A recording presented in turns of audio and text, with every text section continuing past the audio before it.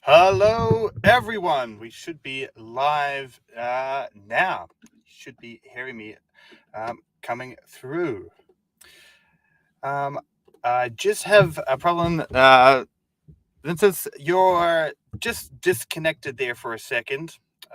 If you could rejoin on the link I sent you, a little error has popped up on my end. But other than that, I would like to welcome everyone to the stream. It's good to have you all here. We have a pretty exciting stream now. We're live, so I can take my banner away. All right. And I can now bring on stage my guest. Yes. Hey, how's it going? Welcome. Hey, that's great. Thank you for having me. Well, it's absolutely our pleasure. So we're streaming live here. We're live on Crowdcast and also on the Cybernews YouTube channel. So it is great to see everyone here. What I'm going to do now is just let everyone some housekeeping to start with. And then we'll get into some of the awesome content that we have. So first of all, we have some gift cards to give away today. Some Amazon gift cards. So how do you win these? Well, you just need to participate in the live stream. So participate in the chat. There's some polls that have been there. So participate in the polls and in the question section. So if you're on Crowdcast, you'll see a button that says ask a question. You can ask questions at any time in there. You can upvote other people's questions. This will help us see it because the chat can get quite noisy. But basically just participate and I'll announce the winners of the gift cards at the end of this stream. All right. Let's start off where everyone in the world is. I do this every stream. It's my favorite part because I like to see where everyone is. So I'm tuning in from Paris in France today. Vincentas, where are you tuning in from? Yeah, we're in Vilnius, Lithuania. That's Eastern Europe, somewhere in the Baltic states. Nice. You know, before I moved to Europe, my geography was pretty challenged. So I'm glad that you, for people like me that need it, let us know in the chats where you're tuning in from. We'd love to be able to hear where you are. My man Robin's here. Oh, how's it going, Robin? Good to see you again. I think you've been at every webinar, so it's good to hear you. We've got some new ones from Edison, New Jersey.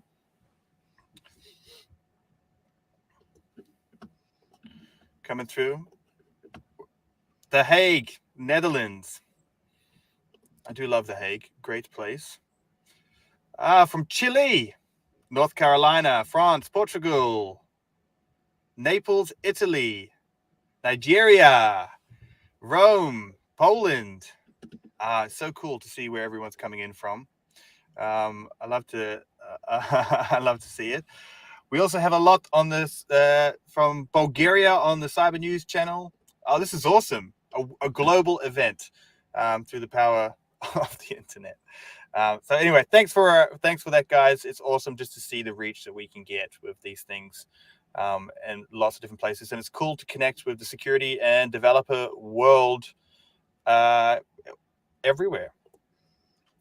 All right, so our topic today is going to be about some research that the Cybernews team has done.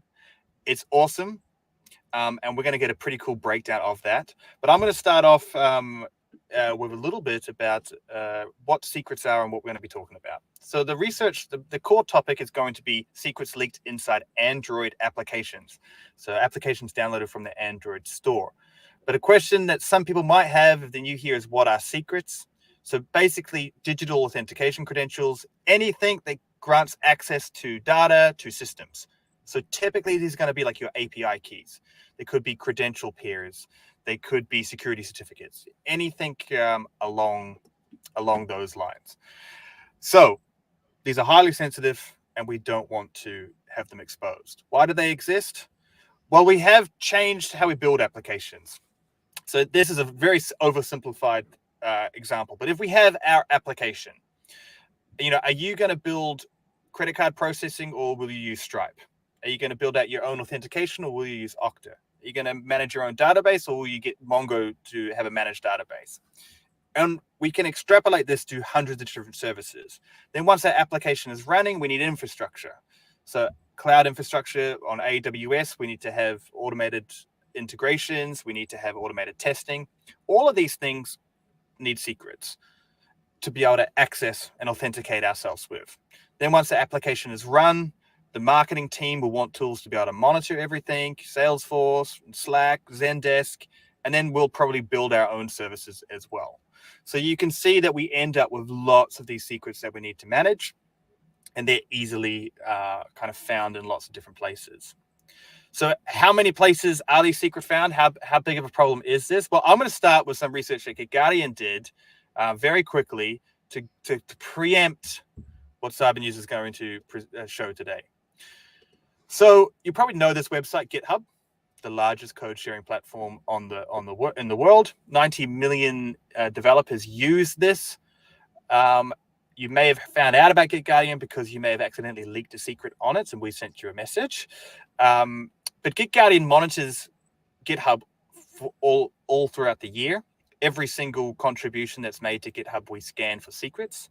And last year, 2021, we found 6 million secrets, 6 million credentials, 6 million API keys, 6 million database URLs. 6 million total. This is public in GitHub, so in public repositories. So this is a huge problem. But what GitGuardian hasn't done is we haven't looked at other areas in terms of Android applications.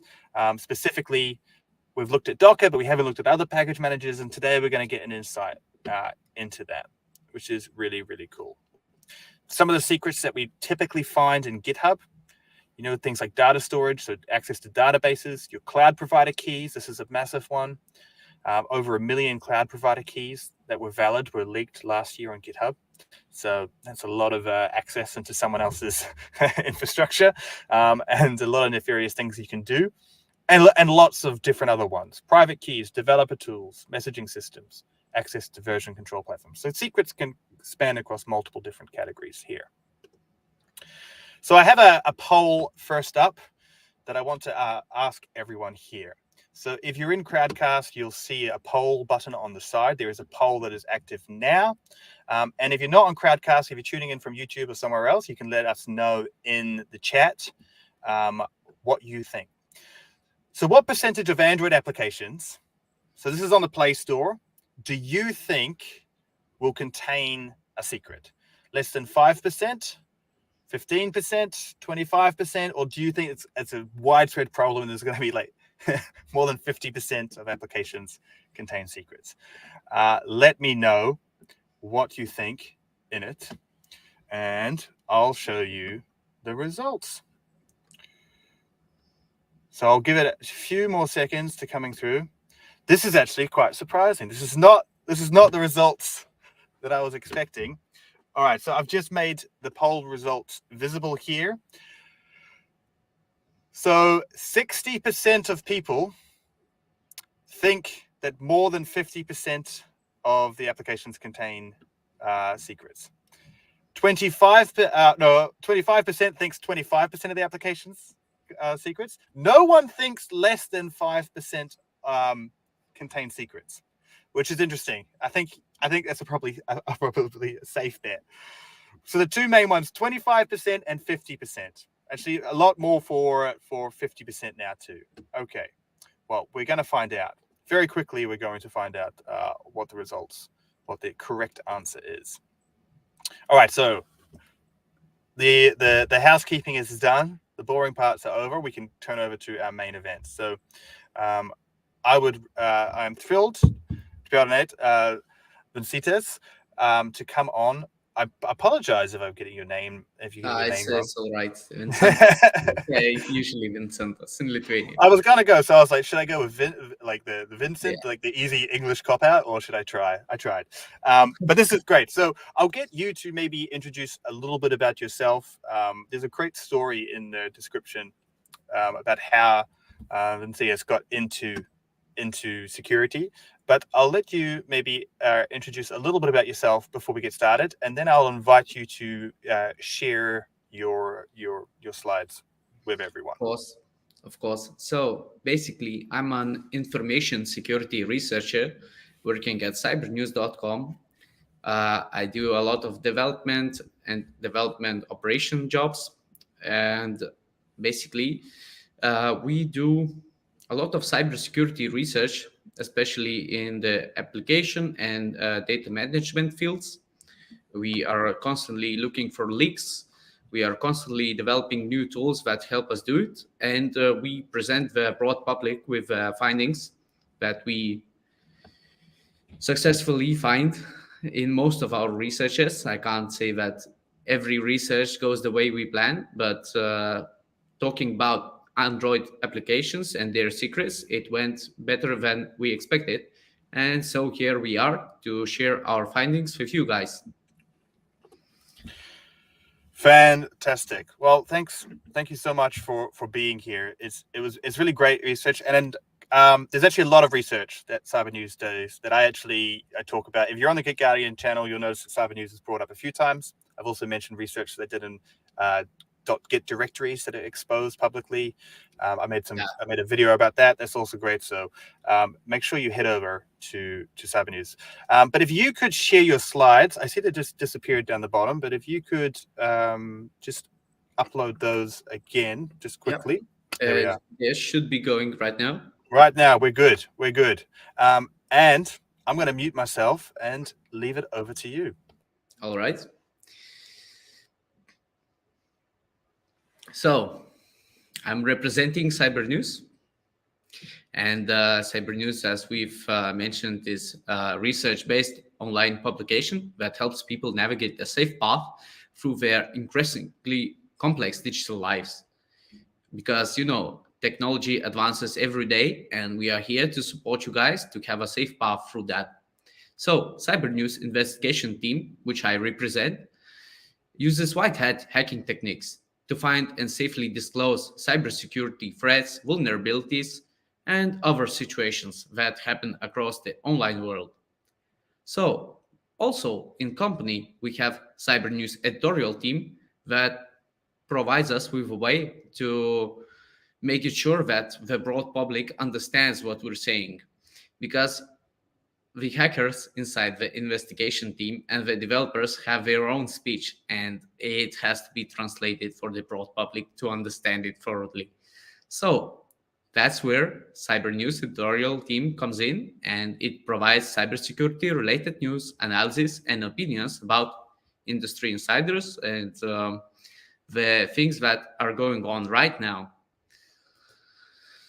And today we have very interesting research about more than 30,000 of Android apps and the secrets that these apps kind of leaked. It was done by investigation team, which is led by Mantas Sasnauskas, and I am part of it. So the general idea of this research was checking the Android apps in question to see how much of sensitive information, also known as secrets, are they leaking. And in basic, as Mackenzie already told us, secrets are sensitive strings used to maintain apps operation in the backend: tokens, identifiers, passwords, keys, etc. Common secret stashing strategies in Android apps are embedding in strings XML, the strings itself, not encrypted nor anything. It's been popularly shunned. It's not a good way, but it's still really popular.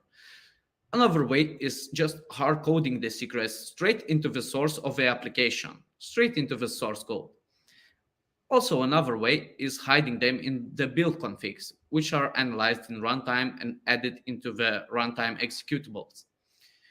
Also, one more popular way, which is kind of a bit more secure, is using ProGuard, which encrypts and decrypts them on the fly.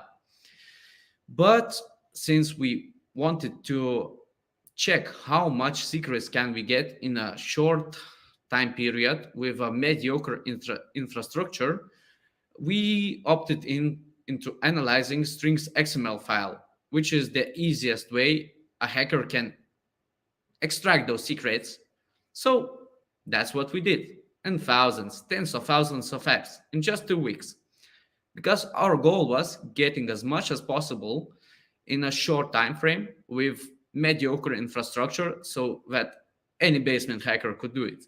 So we had two researchers, 2 weeks, two personal computers, and eventually two servers. But I'm going to get some more information about that in the meantime. So basically, this was our scope and our outcome. We've had almost 43,000 applications scraped from the Google Play Store. We've had 334 applications downloaded, and we've had 22 string care keys used for cross-reference to identify those secrets. And the outcome was around 125,000 secrets discovered in this research. We've also noted that almost 56% of the apps we've analyzed had hard-coded secrets within them, and we've also identified 44 malicious apps. How did we execute it? How did we do it in less than a month? Well, we used a simple procedure. It consisted of 4 steps. First was scraping, second was downloading, third was, of course, extracting the secrets, and fourth was parsing for statistical purposes.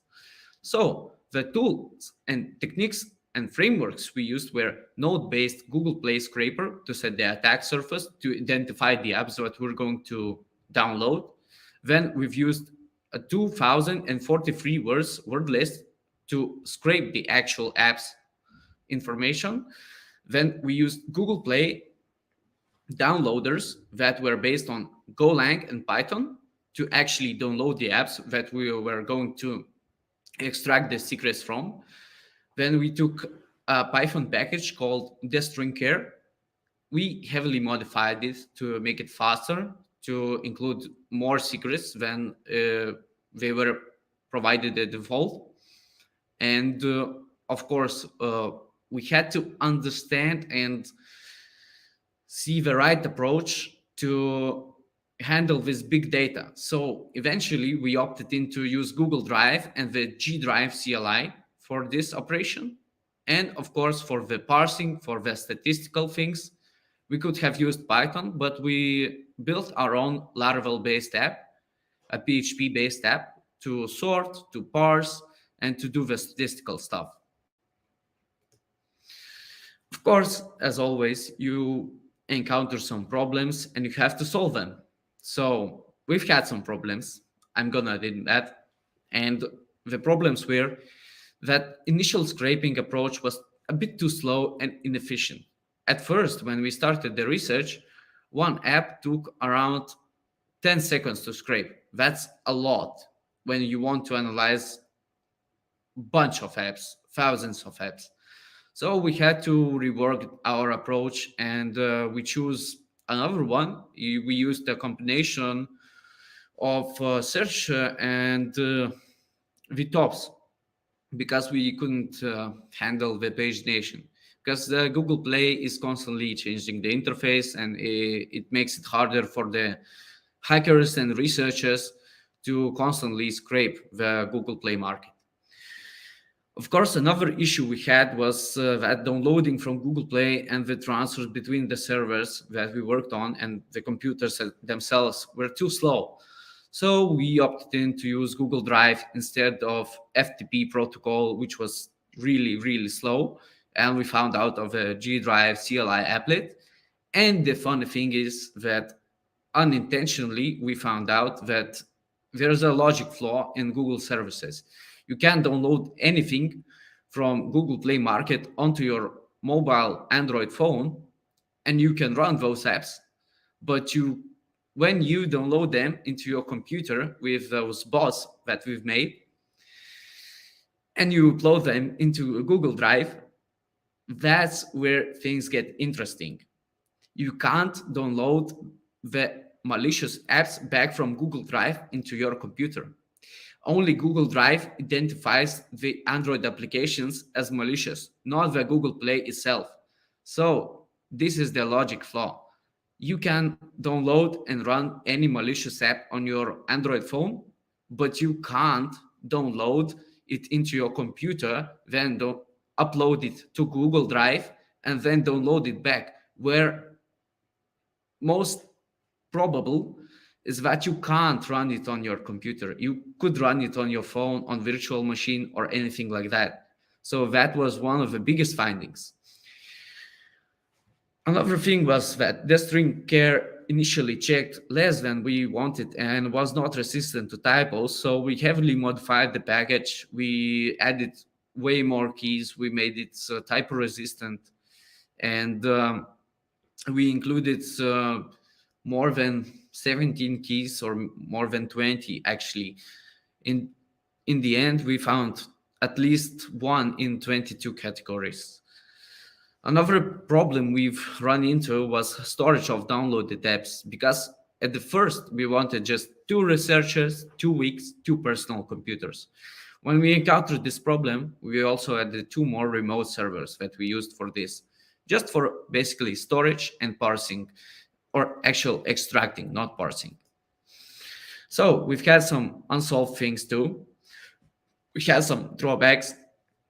Not all of the initially scraped apps could be analyzed. There were some problems like geolocation limiting, like geolocks, commonly known.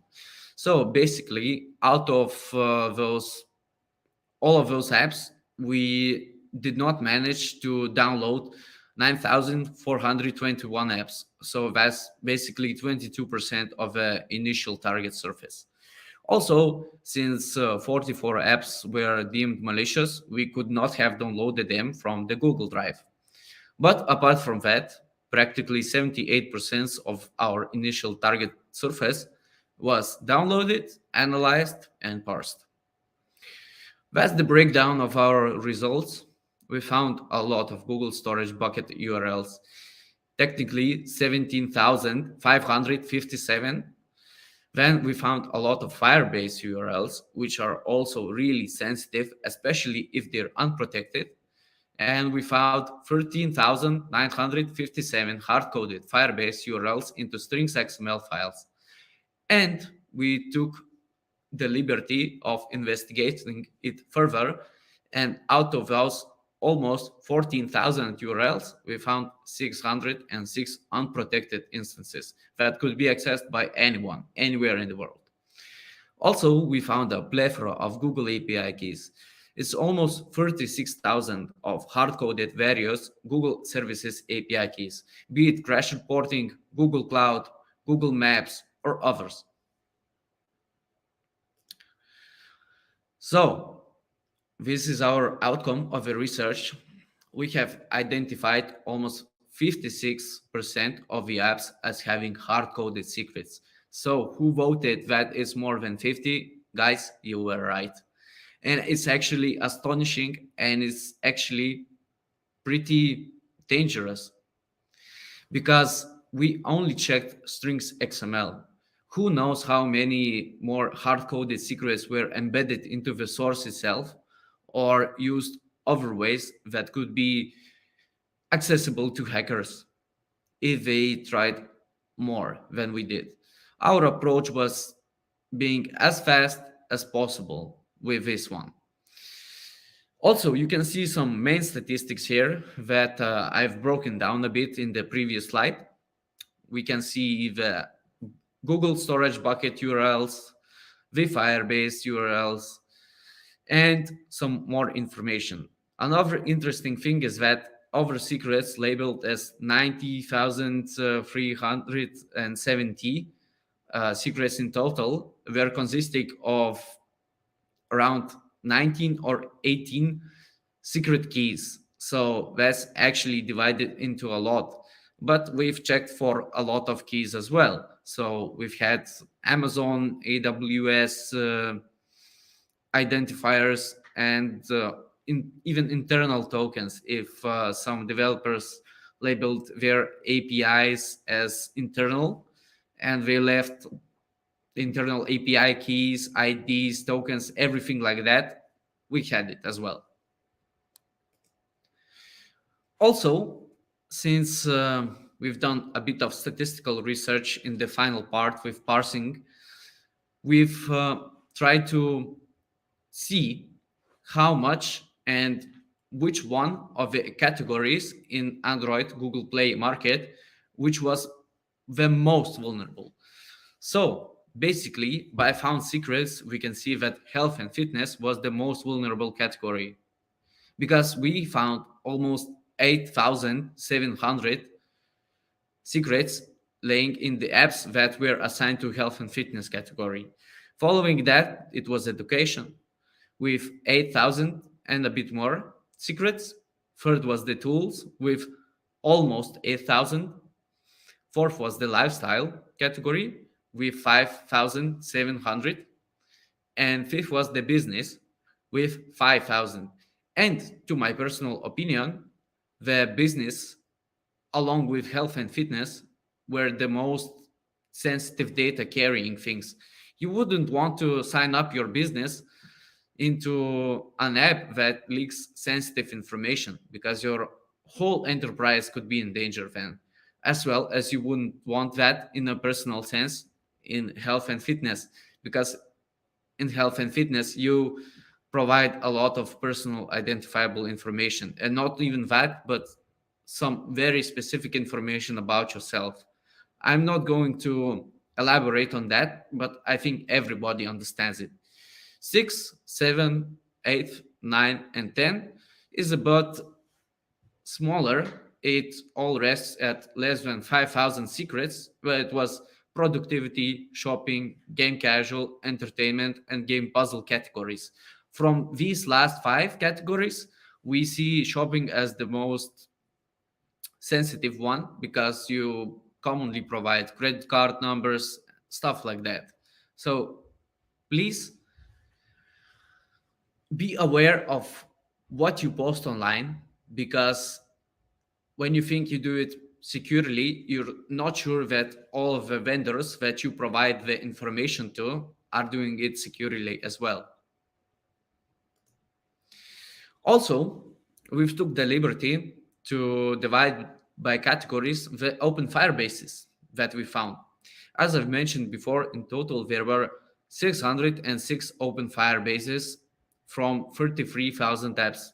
That's not so much, but in general, when looking at databases, 606 databases that consist from hundreds to thousands to tens of thousand entries, it's actually a lot. It could be around 600,000 of people's affected. So basically, the most insecure was personalization category. It concluded from 49, as far as I remember, and as far as that slides, 49 open databases. So I think it's a lot.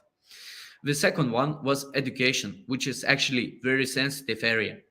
It included 47 open firebases. Third was the tools, which is a bit more obscure category because it included various things. Sometimes it might have been enterprise-related tools. Sometimes it might have been household-related tools, but it's tools in general. So that included 46 open firebases. Lifestyle, which we deemed not as sensitive, had 45 included open firebases, and health and fitness, again, included 45, which we also deem pretty sensitive. Six was the business, and it was 32 open firebases. Seventh was the entertainment, 26 open firebases. Eighth was the finance, 25 open firebases. Ninth was food and drink, 24 open firebases. About food and drink, most of you would probably think it's not that sensitive, but when we took a look at, for example, McDonald's apps, it also supports paying for the food and drink before you come to the pickup. And if the Firebase stores your credit card information, it can get pretty sensitive, believe me. So the 10th, the last in this top, was productivity, and it included 23 open firebases. That pretty much concludes our research. and you can see that it's not so secure in this field. And the primary thing is that it took less than 2 weeks to discover this much. So if a threat actor group that had a lot of resources, a lot of researchers or hackers would have done this, the number would be way, way bigger. We tried to estimate how much we need to scrape all the Google Play to download it, and it would be less than a year. So it's pretty scary. Thank you for That listening. it is so crazy. I've seen this before because we did a dry run, but it still freaks me out. This this presentation, and really interesting. Really interesting information. So we've come to a bit of a discussion segment of the webinar, a bit of a Q&A. Now, we already have lots of questions. So if you're on Crowdcast, the best way for you to do it is there's a Q&A tab on the right. If you're in YouTube, I'll try and spot them in the chat if you're there. So please feel free to ask questions, but I'm gonna kick it off too. I'm curious too. You talked about a little bit about kind of what led this research on, but what were the initial discussions of it? Did you have inclinations before this research that it was going to be so bad? Did you No, no? And no, what no, we did spurred not it on? expect anything. No, nothing. We did not expect anything. We thought it's an interesting field to dig into because we haven't done this so far. So this year, Mantas said that, hey guys, it's a really good idea. We should check this out. And I think you guys have the brains for it to do it fast. So let's try this. So we did. And that's the outcome. Yeah. Oh, crazy. I just gotta. I wish I was in the room when you presented the preliminary results. It's like, okay, so 50%. That's the number. All right, I'll ask another question. Then I'll take to the audience too. Now I wanted to talk about just where you're finding these secrets in the Android app. So obviously you're decompiling the APKs here a little bit. Are you looking in all of the source code, or are you looking in? You mentioned the strings.xml file. Yeah, this approach we took, we analyzed strings XML. That's pretty simple because when you usually decompile binaries, it's a bit of a hassle. But since it was Android and Android apps are running on Java, all of the JARs, jar files are basically archives. You don't even have to decompile them at first. Strings XML is just a file in an archive. So that's why we took this approach, because one app to analyze took us less than 10 seconds to extract the secrets from XML. That's including the scraping, the downloading, and everything. Maybe some apps which were heavier in size took up to 15 seconds. So that's how we were able to do it in less than 2 weeks. Okay, great. So we've got lots of questions here. I'm just trying to coordinate some of them. So I'm going to go through. We have lots of questions that are we have lots of questions that are similar. So I'll put one. So here we are from Kamal, and there's a lot like this too. Where should we hide secrets? So he's given an example of a Firebase.json token. There's another one in there that gives the example of a Google Maps API. This is a question also that Sam is asking. Can you tell us how to secure them? Secrets is a difficult thing to secure. I don't know if this is your field of expertise. I have some notes on how to secure secrets in Android applications, but I must confess. We have only some, of course, as well, because every approach takes a different way. But definitely encrypting secrets is better than not encrypting them. Storing them in the strings XML file is probably the worst idea ever I would have, because it's in plain text, it's easily analyzable, it's really easy to extract them based on case. Even like this is a bad idea to include them in the source code, but even including them in the source code is a bit better idea than including them in strings XML. So personally, I would suggest either obfuscating and storing them in ProGuard or something like this, or even better, storing them not in the client side, not in the apps themselves, but having something like an approach of dynamically getting them from the servers. So you would have like approach where you would store some sensitive information in the client side, of course obfuscated, encrypted, that connects to the server that you want to connect, and that's from the server itself they get the secrets. So nothing would be stored in the client side itself, and it would be a really big hassle to extract them, because nothing is stored in the file, it's stored somewhere else, and you would have optional additional security measures to protect the extraction procedure. Yeah, definitely. And there's a question that's kind of around that too, and I can elaborate too. Like, is there a mechanism to like, like an API, for example? So Actually there is, but I wouldn't suggest it using as well. Okay, because there's the Android Key Store API, which you can use for dynamic secrets, but you wouldn't recommend that. Yeah, I wouldn't, because first of all, like keyring in Linux, you would suggest the question suggests that it's the client secrets, the user secrets. It's not the same thing. It's the developer secrets that we store in the client side. The keyring or keychain or whatever is basically user passwords. It's not the same as developers' passwords. And API, of course, there's an API in Android. It's most of the applications are developed behind it, but it's not a way to store secrets. In my personal opinion, of course, somebody could probably argue with me, but that's what I would say. Developers, security people arguing? Never. Yeah, so I mean, like, just to because there's so many questions around this, there are some resources of like, someone was like, is there kind of a Google how-to guide of this? And there is, and the Android docs, there's definitely information about that. And there's lots of different ways, but basically, at the very least, they should be encrypted. They shouldn't be in the XML file, and yeah, they shouldn't be in your source code. So I mean, like, the best way when we're talking about this dynamic secrets is to use something like, maybe you'll disagree with me, I don't know, something like HashiCorp Vault, where you have an external area where you're pulling secrets from. Yeah, that's what I would suggest too, not in the client side.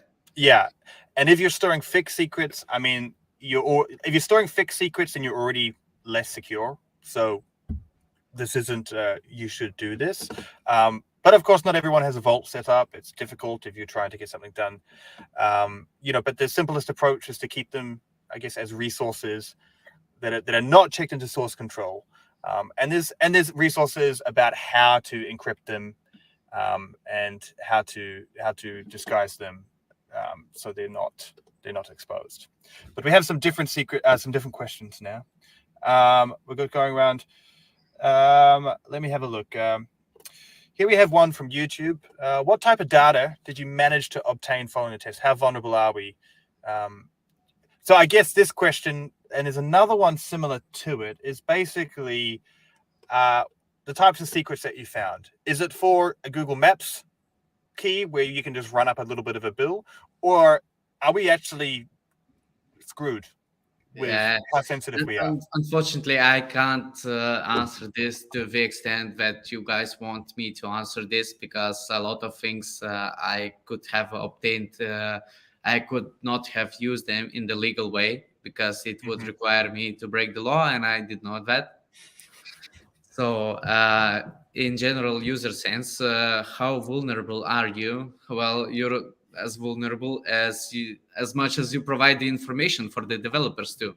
Like, 1 out of 2 apps leak the developing information about some of its users, at least some of it.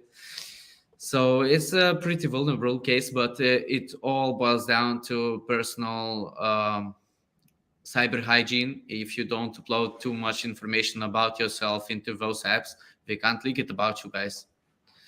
So it's most of the things that we were looking for were secret. So it's in general sensitive information. But some of them it was less sensitive than others. If, for example, an app leaks crash reporting API key, it's not as sensitive as leaking a key or authorization token to an internal API where most of the users get their data stored into. Yeah, got it. Very diplomatic answer. I like it. But yeah, it's a really difficult question to answer. We had some questions about private keys that I'll talk about soon. But on this note, like if you have a private key leaked in an Android app, that might not be for anything special, or that could be a private key that decrypts all of your information, that gives admin access to something that allows you. There's no way of knowing that unless you then start attacking or using that in a malicious way.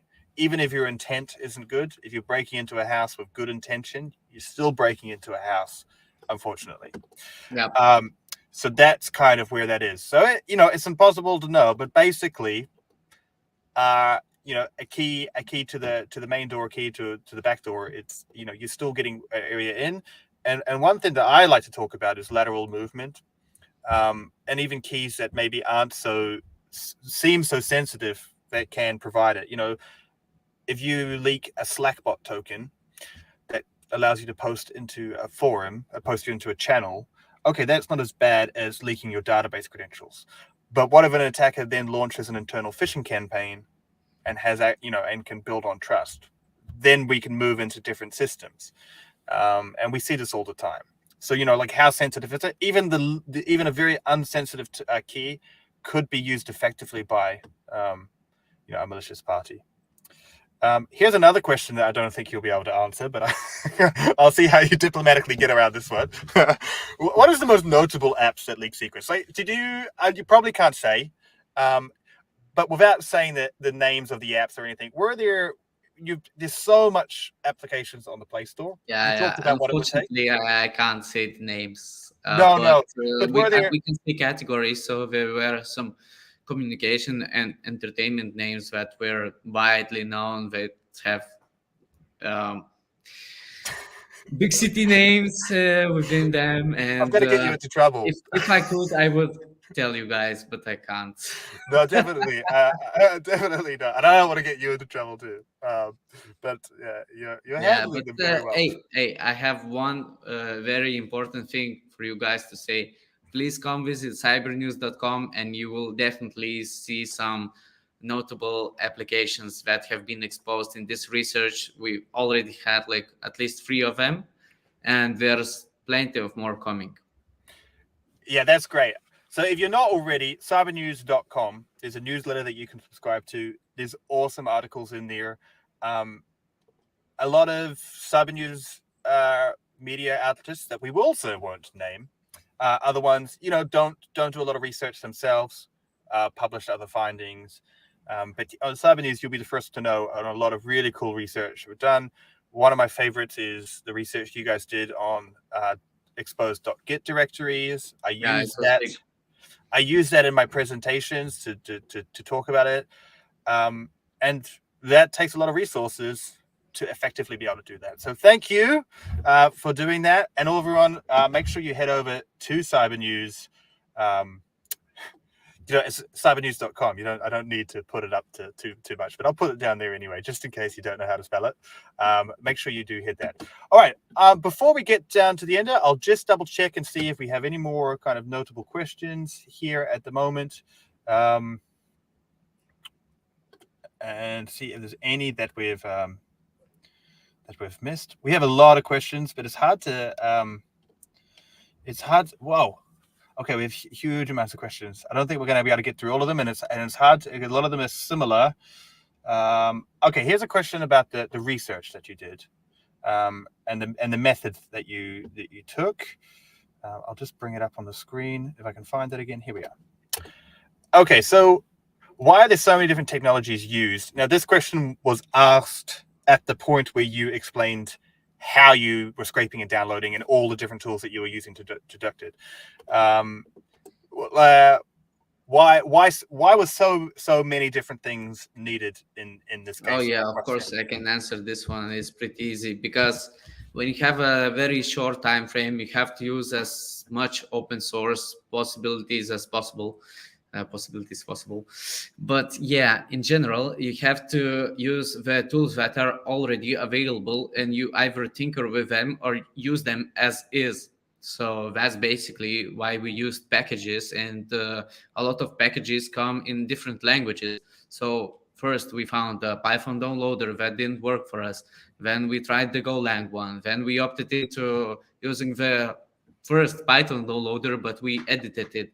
Then for the statistical analysis, we had some packages that we use in Laravel that are very, very good for outcome, that are very uh, that have a high availability for this specific purpose. And that's why we don't frame ourselves into some specific technology. We use as much as possible as long as we understand it and we have a short time frame to get it around to work. So since we've been doing the programming, the researching things for more than 1 year, more than 2 years in our team, we don't have that cage where we put in us into like it's gonna be all just Python. It's gonna be all just Golang. It's gonna be about the result. It's not about how you approach it. The result is the matter. And this package that we used in this case was the one that was able us to provide us with ability to do it in less than 2 weeks with a very, very short time span and a lack of people to work on it. So it was just two people, just 2 weeks. So we had to have a wide array of tools to choose from and to understand which of the tools are going to be the best in this case. Yeah, it's 2 weeks, two people. That's really quite crazy because especially when you think about the hacking organizations today, like people still think of a hacker as someone in the basement with a hoodie on. But today hacking organizations are businesses. They have employees. They have people taking vacations. They have bonuses. Like all of their actual companies. It's an So people enterprise, you know. A absolutely, lot of and people have resources. All right, I'm gonna just take one more question, maybe two more questions, and then of course. I'm looking at the time. So this one here, this is a more general question. We'll say, and I mean I have some opinions on this. Basically asking, are cross development environments like Flutter and React Native more secure or less secure? This argument that's going on. My take on this is that nothing is more or less, well, some things are, but if you're talking about the fact that you're relying more on APIs or relying more on libraries, all of this is risk considerations. But this should be able to mitigate. It shouldn't be. You shouldn't using a framework, a popular one, shouldn't make you more or less secure. Even if you are having to deal with more sensitive information, if you're handling it correctly in the first place. But it does, I guess, if you're using more libraries, if you're using more dependencies, if you're connecting to more APIs and you have more keys to manage, okay, it affects a little bit what you have to handle, but that doesn't mean it's insecure. It just means that you have a little bit more to manage. I mean, what would your I thoughts think be? you answered this for myself. I mean, you just said all the things I would have said. Because the more endpoints, the more personal caution you would have to secure them. So if you have a framework or cross development frameworks or whatever, you might just have more endpoints to secure. It doesn't mean that they are all of them are insecure. It all boils down to what you personally do and how much of your work you have to put in to make it secure. So if you do everything by the book, if you make all the endpoints secure, there's no problem. In general speaking, the more dependencies you have, the more chances are that the dependencies could be corrupted or hacked. So of course, technically you could build everything in plain PHP and plain JS and things like that. But looking at the enterprise perspective, it would cost a lot of more time, a lot of more of brain power and everything. So it's not a way that you build apps in the enterprise and solutions in general. So you basically use dependencies, and it's pretty common. And this approach would not have lived on if it was in generally insecure. If you update everything, if you manage your keys as you should manage them, you don't leak sensitive information, you can use either way. You can do the plain text one, or you can do the framework one, and it's going to work out the same way. But it's just about the work you put into.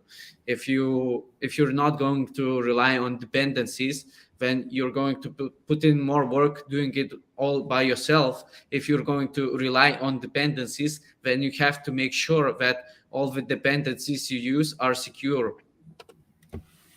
Yeah, you added perfectly to it. And I think we're on agreement there. Yeah, and one other thing, I had an argument with someone, a professional discussion with someone about this. Where we're talking about the supply chain risk, and they mentioned, well, using all these dependencies is really making us less secure.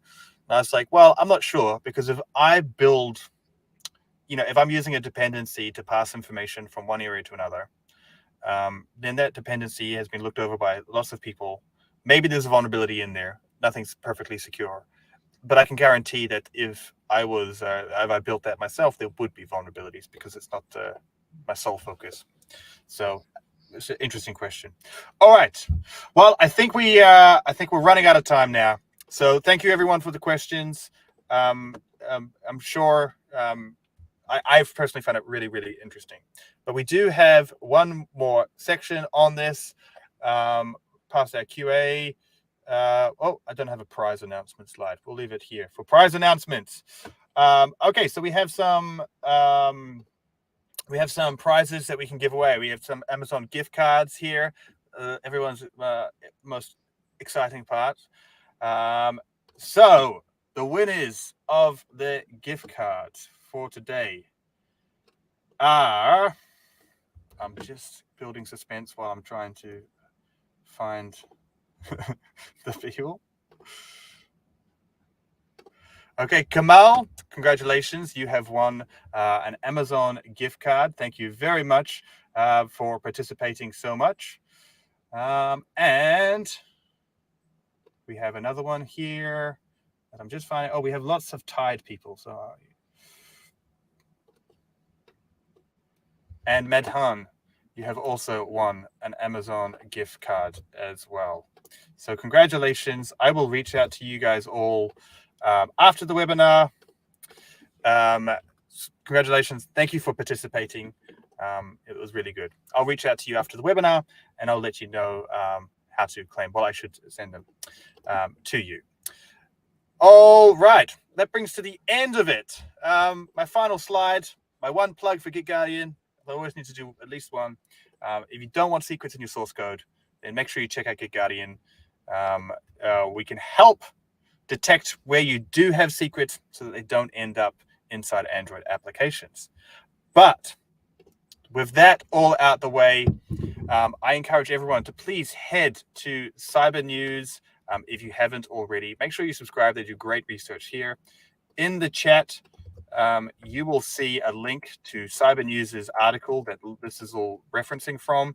So please go check that out as well. And also subscribe whilst you're there. So Vincent, I got mixed up. Vincentas, thank you so much for being here. It's fascinating. Thank you for all the work that you guys do at Cybernews and helping bring us awareness to this. And I really hope that we can have you on another webinar. I know that everyone's really enjoyed it. For having us. It's been an honor. It's been really nice communicating with you and expanding your knowledge as much as we can. Fantastic. So with that, everyone, thank you for joining. We will end the stream now. And I hope everyone has this is the last webinar before Christmas. So everyone have a great Christmas, have a great festive season, and be safe. Thank you, everyone.